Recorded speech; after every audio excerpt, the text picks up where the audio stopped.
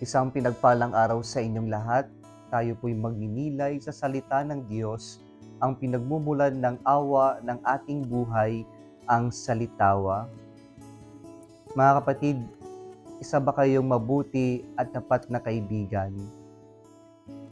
Kung tinitignan natin ang ating sarili bilang isang mabuti at tapat na kaibigan, maaari siguro ating tignan po yung gusto ng Diyos na pakikipagkaibigan sa Kanya. At ito po yung ating pagninilayan ngayon sa dakilang kapistahan ni Saint Matthias. Sa pag-uumpisa po ng tinatawag na public ministry ng Panginoon, pumili po siya ng 12 na tinatawag nating mga apostol.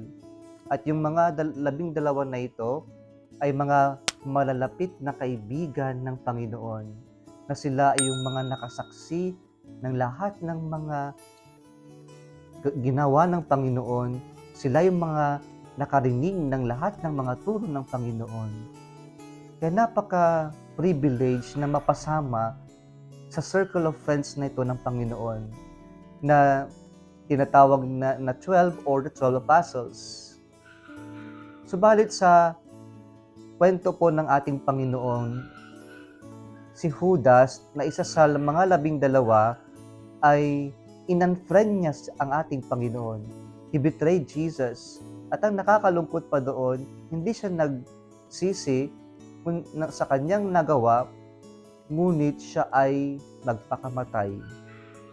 And so, yung pwesto ni Judas na isa sa mga 12 ay naging bakante. Kaya po dahil kailangan makompleto ang 12, narinig natin sa ating unang pagbasa ngayon ang pagpili sa papalit kay Judas Iscariote. At kung titingnan natin itong pagpili ay para tayong binabalik sa nangyari sa conclave na pagpili sa bagong Santo Papa. At ano po ang naging basihan lamang ng pagpili sa papalit sa vacancy na iniwan ni Judas Iscariote? Sabi dito, we must choose someone from among those who were with us during all the time that the Lord Jesus moved about with us, beginning with John's baptism until the day when Jesus was taken away from us.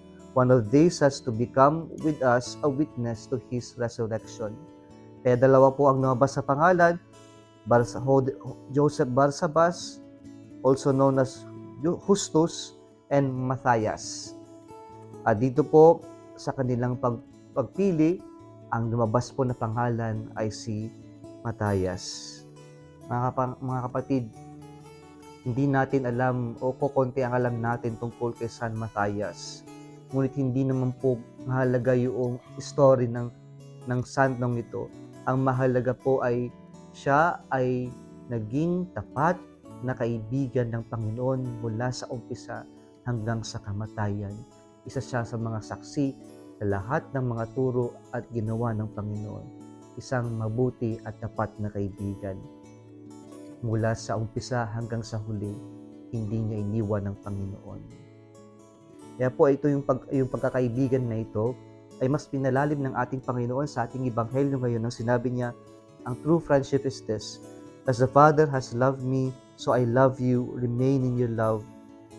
You will remain in my love if you keep my commandments, just as I have kept my Father's commandments and remain in His love.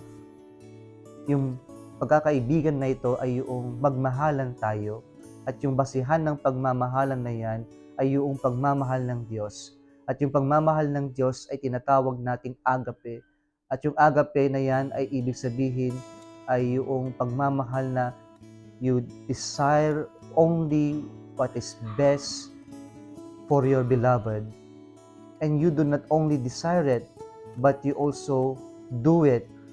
Kaya po ang agape is an all-sacrificing love. Meaning, ang agape love ay yung gugustuhin mo yung ano lamang ang mabuti sa iyong minamahal, at hindi mo lang to gugustuhin pero gagawin mo pa maski yung pag-aalay ng iyong mismong sarili. Kaya yan yung pagmamahal na nais ng Diyos yan yung ating pagkakaibigan sa Panginoon. Mga kapatid, let us be inspired with Saint Matthias na sana po let us also become friends of the Lord. Na sana po sa ating pananampalataya, we do not only desire to become disciples of the Lord, but we also desire and do